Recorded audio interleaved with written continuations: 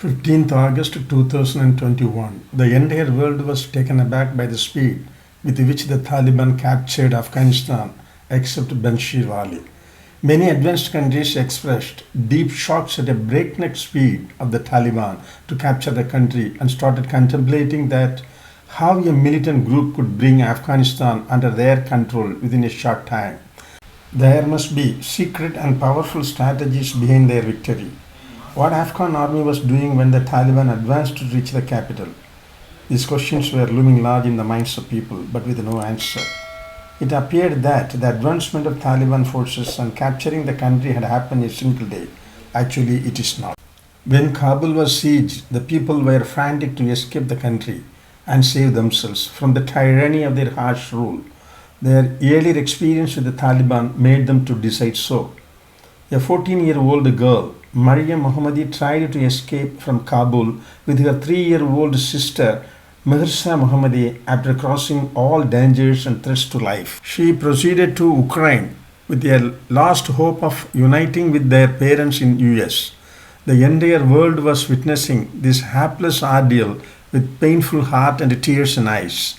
A sportsman clung on the aeroplane with the last urge to leave Afghanistan and fell down to death. Many such incidents happened after the Taliban emerged. Let us see the fall of Kabul. Countries like the USA, the United Kingdom, France and Germany expressed surprise over the swift, nimble capture by the Taliban. If you look back, what happened last year, there is no room for surprise and shock. One can comprehend that the scenario unfolded at present in Afghanistan is after a peace agreement.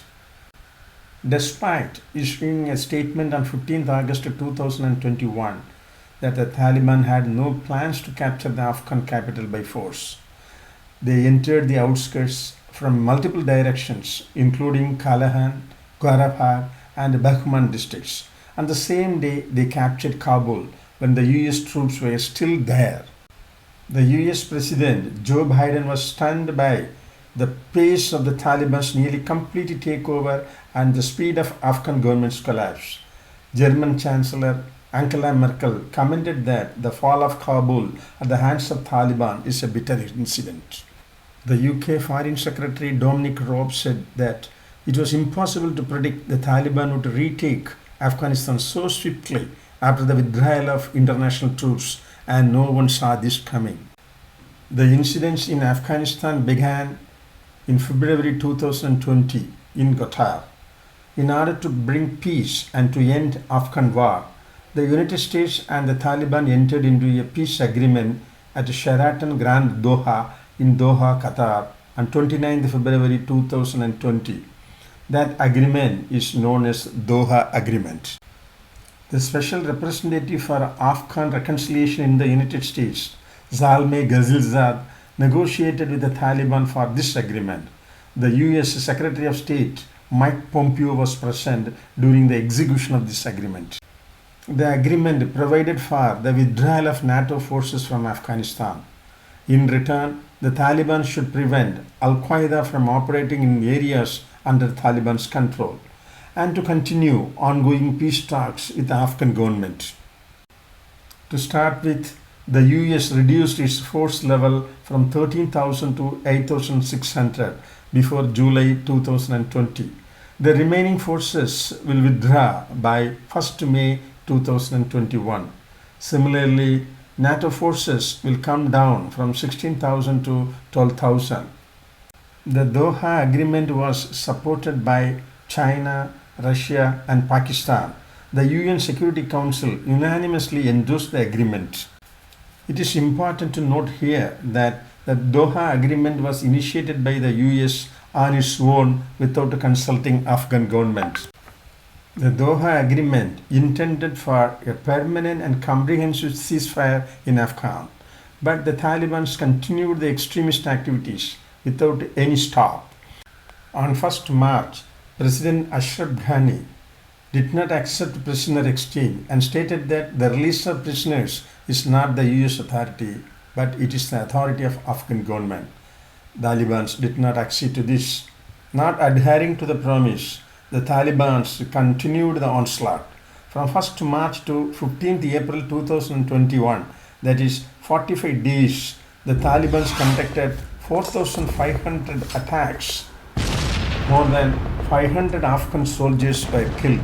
Under pressure from the US, the Afghan government in August 2020 released 5,100 Taliban insurgents from prison. In return, the Taliban released 1,000 Afghan soldiers. On 20th January 2021, when the US new President Joe Biden took charge, only 2,500 US soldiers remained in Afghanistan. Forces from Germany, Italy, Australia exited before 15th July. After the seizure of the Taliban on 15th August 2021, British soldiers evacuated, and finally on 28th August, the US troops left. The Taliban had 85,000 fighters. Afghan army had 307,000 soldiers. What the army was doing with these troops? The external intelligence agencies of the US, that is CIA and NATO, not smell the tricks and strategies of the Taliban? Nobody could answer such penetrating questions. It is pertinent to note that the Taliban commander who led the attack on Kabul was released from prison last year. The Taliban is affluent. After the peace agreement, they enticed Afghanistan naval security forces and bribed to surrender and hand over weapons and vehicles to the Taliban. The Taliban promised that soldiers deserted their post will not be killed. This seemed working well in their favor to increase their military strength. As per DOHA Agreement, the Taliban should not attack the US and NATO forces, but it did not prevent attack on Afghan forces. The US troops provided security cover to urban areas and cities, but neglected the rural villages, resulting the village tribal heads joined hands with the Taliban. The Pentagon managed the payment of salary to Afghan soldiers, but after the announcement of troops withdrawal, the salary payment management was transferred to Afghan government. Thereafter, salary was not paid to many soldiers for months. This had weakened the security forces, and they lost courage and failed to put up stiff resistance against the Taliban. Without proper training, military man was inefficient and incapable.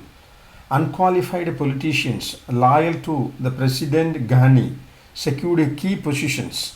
Ghani assigned the control of military operations to Hamdullah Mohib despite having no military experience. At the same time, the Taliban fighters were fueled by religious zeals and promises of monetary gains. The judiciary was not functioning properly due to corruption. People lost faith in the Afghan courts. Before capturing Kabul, the Taliban were controlling 1/5 of Afghan territory.